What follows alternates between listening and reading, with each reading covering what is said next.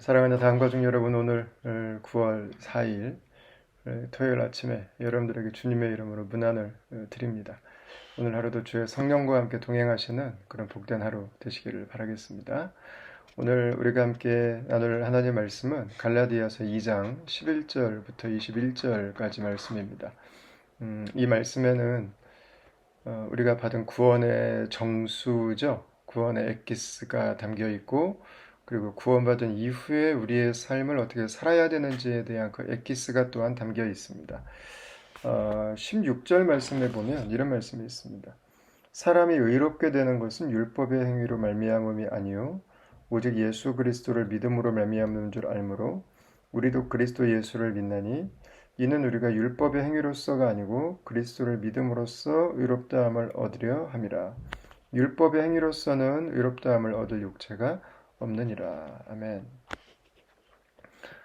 이 말씀이 오늘 우리가 읽은 본문에서 사도 바울이 가장 강조하고 싶어하는 말씀이고요. 동시에 갈라디아서를 기록한 이유기도 합니다.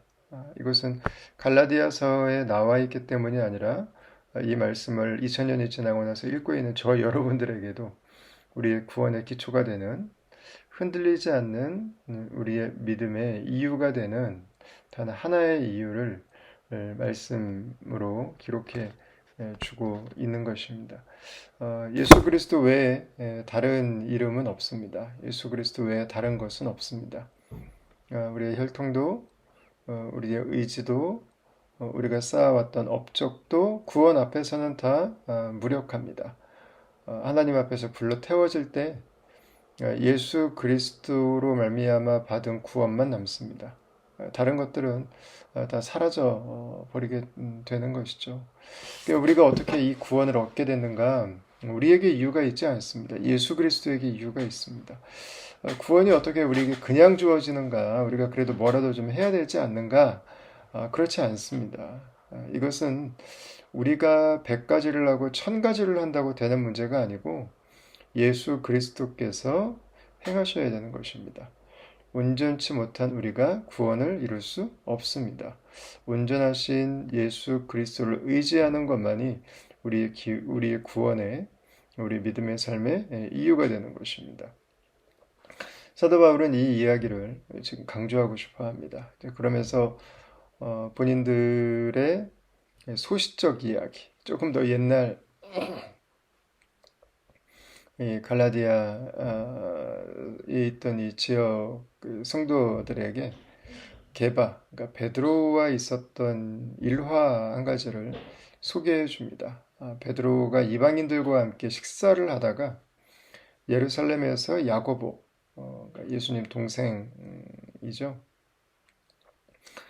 야고보가 지도자들과 함께 온다는 이야기를 듣고 밥을 먹다 말고 허겁지겁 그 자리를 일어나서 떠나고, 바나바도 거기에 함께 동조해서 베드로를 따라 떠났던 그 일, 그리고 그것에 대해서 본인이 책망했던 일에 대해서 기록을 하고 있습니다. 야고보 사도는 이 예루살렘에 있었던 교회 공동체의 최고 리더셨기 때문에 유대적인 색채가 강했습니다.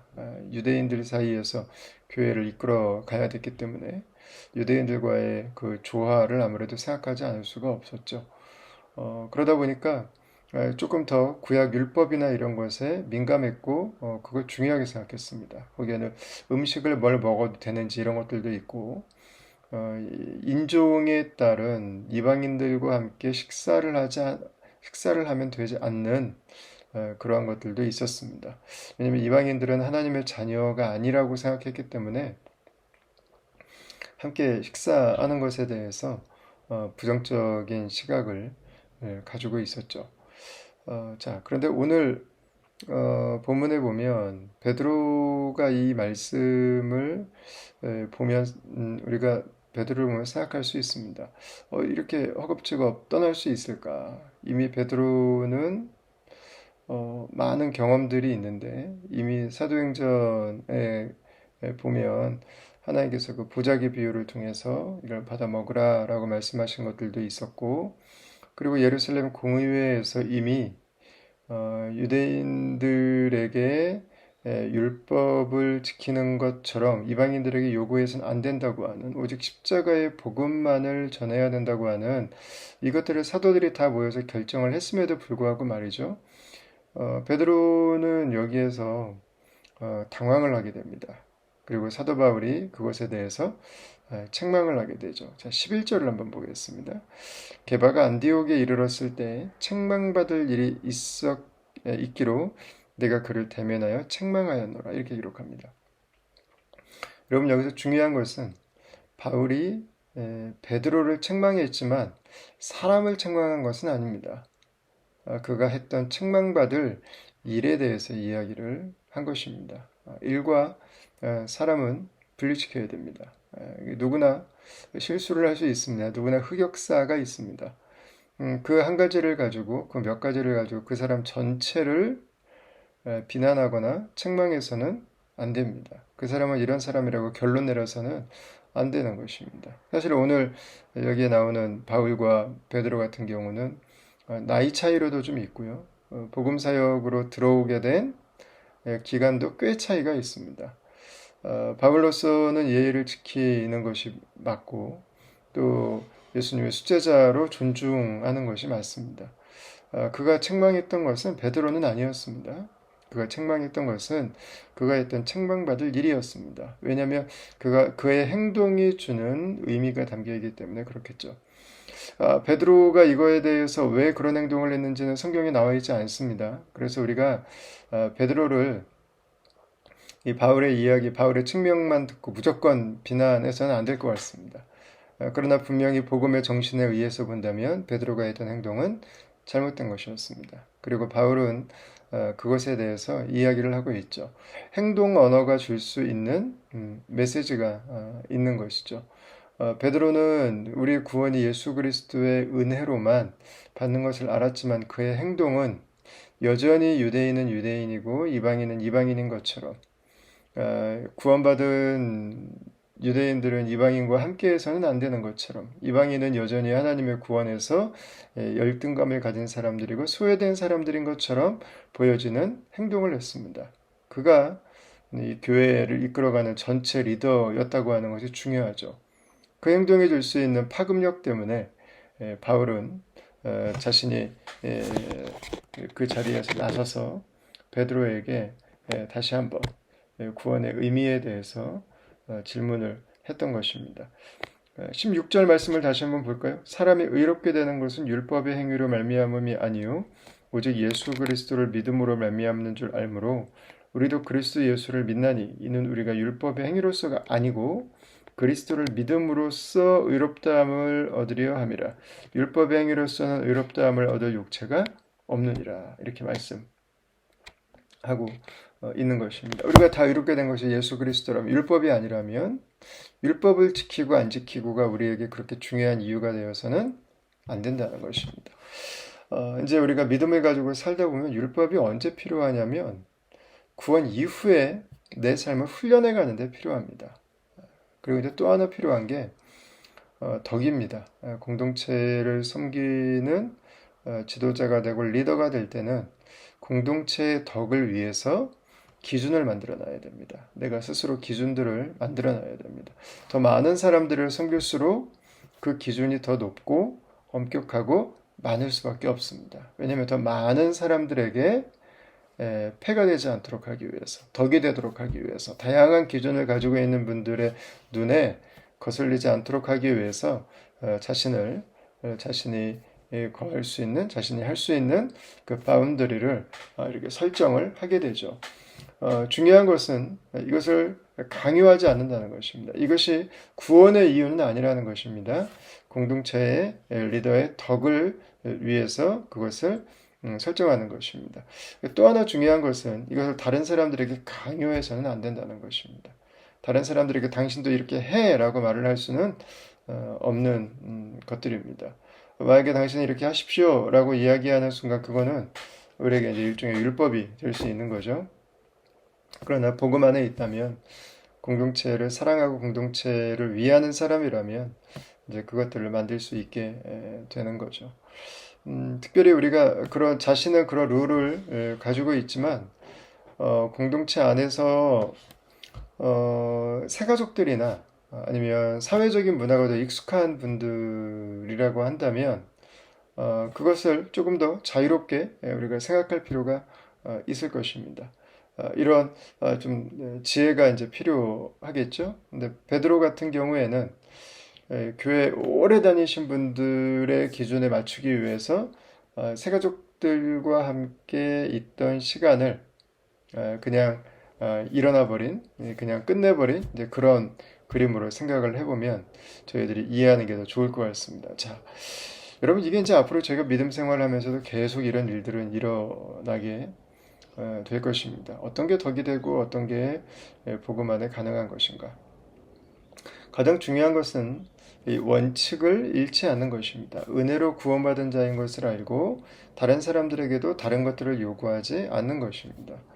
이제 막 예수님을 믿기 원하는 분인지 아니면 예수님을 믿고 이제 막 새가족이 되신 분인지 아니면 오랫동안 교회를 다니시고 주님의 나라를 섬기신 분인지 우리가 붙들어야 되는 기준은 예수 그리스도의 은혜라고 하는 한 가지입니다. 각자마다 다른 기준을 적용해서는 안 된다는 것입니다. 예수님 안에서 우리가 살아가는 것이 가장 중요합니다. 그리고 예수님의 은혜를 기억하고 예수님을 쫓아가는 삶을 살아가는 것이 이제 두 번째로 중요하겠죠. 그러나 이 과정을 우리가 계속해서 반복해서 훈련하고 성장해 간다고 해도 우리가 이해해야 되는 것이 있습니다. 그건 뭐냐면 우리에게는 시간이 필요하다는 것입니다. 그리고 시행착오는 누구에게나 있다는 것입니다. 오늘 본문에 나오는 베드로만 여러분 이런 일을 했을까요? 그렇지 않습니다. 혹시 바울도 마찬가지입니다. 갈라디아서는 사도 바울이 쓴 가장 초창기의 서신입니다. 여러분 사도 바울은 이 비슷한 시즌에 마가 요한이 전도 여행하는 게 너무 힘들다고 그 길은 너무 힘든 길이라고 난 300 넘어가는 일 나는 못한다고 했을 때 화를 내면서 그를 돌려보내 버렸어요. 그러면 그게 바울이었습니다. 나중에 그는 노년이 돼서도 자신의 자신을 잡고 자신을 위협하고 자신의 믿음을 폄훼하는 유대 지도자를 향해서 저주와 욕설을 퍼붓는 모습을 사도행전에 보면 기록이 되어 있습니다. 여러분 우리 모두가 다 약함들이 있습니다. 우리 모두가 다 한순간 넘어질 때가 있습니다. 우리 모두가 다 부족한 부분이 있습니다. 사실 저는 오늘 본문을 묵상하면서 베드로의 더 옛날 흑역사 하나가 생각났어요. 마태복음 16장에 나오는 예수님께서 베드로의 신앙 고백을 들으시고 처음으로 예수님의 고난과 십자가와 부활을 예언하셨을 때 베드로는 이야기하죠. 예수님을 길 옆으로 모시고 가서 사실은 끌고 간 겁니다. 그리고 예수님을 책망하면서 이 언성을 높여서 이야기합니다. 그런 얘기 하지 마시라고. 그가 예수님을 위하는 것처럼 얘기하는지 모르겠지만 사실 그의 속마음은 자신을 위해서였죠. 나를 위해서.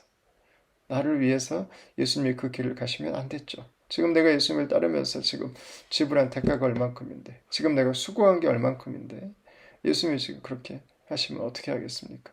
그럼 오늘 말씀도 그렇습니다.